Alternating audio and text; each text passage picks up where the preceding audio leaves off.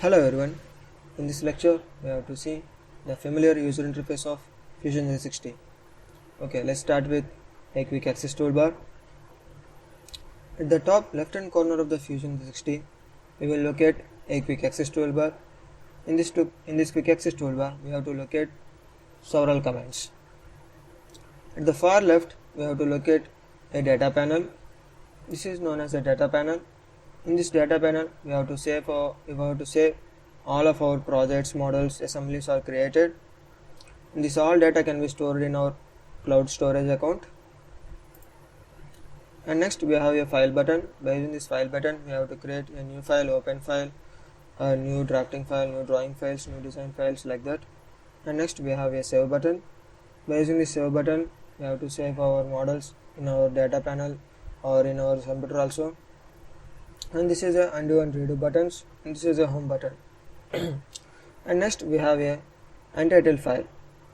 If you want to add some more untitled files, by simply clicking on the plus icon like this, if you add a untitled files like this.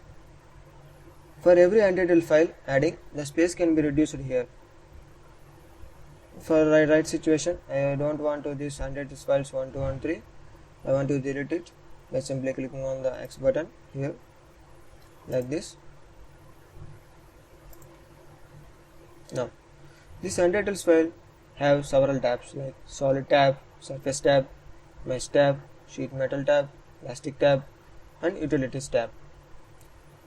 Each tab have various toolbars, like the solid tab have create toolbar, automotive toolbar, modify toolbar, assemble toolbar, construct toolbar, inspect toolbar, insert toolbar and select toolbar. In the create toolbar, we have various commands like extrude command, revolve command, sweep command, etc. There are so many commands like this. We have to activate our commands by simply clicking on the command like this. We can activate our command like this, or we can activate our command by entering a shortcut key like the extrude command having a shortcut key E as the shortcut key. By simply clicking E in your keyboard, we can activate our extrude command like this. Or otherwise, we can use a shortcut panel like simply clicking on the S in your keyboard. We can activate our design shortcut panel. In this shortcut panel also, we have option to activate our commands. Like I want to activate sweep command or loft command, or various commands also there. I want to activate revolve command like this. Okay, the commands are start with rectangle, then shown here. I want to activate remove faces, so there are so many commands here, so I want to activate rectangular pattern. The rectangular pattern command is activated here like this.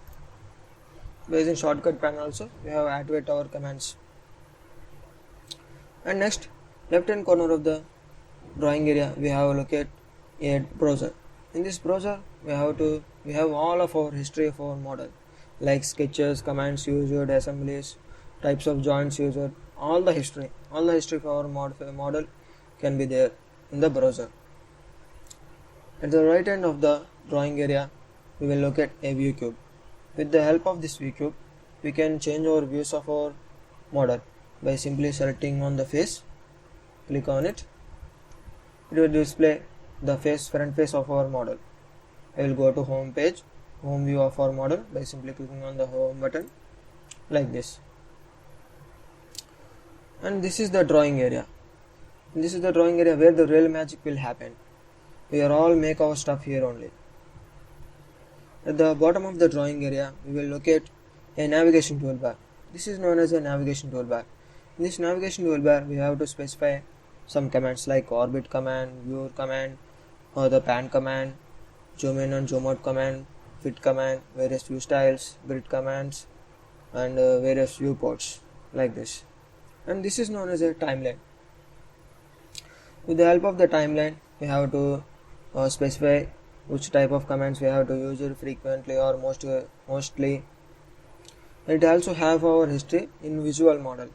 Like I have to create a sketch and 2 extrude commands here like this, and we have to make a video by using this timeline also, by simply clicking on the video button.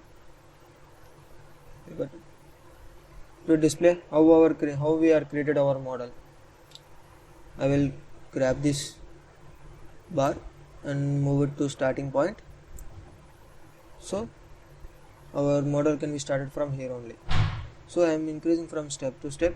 I simply grab this and moving from one step to another step. Like this, our model can be created here.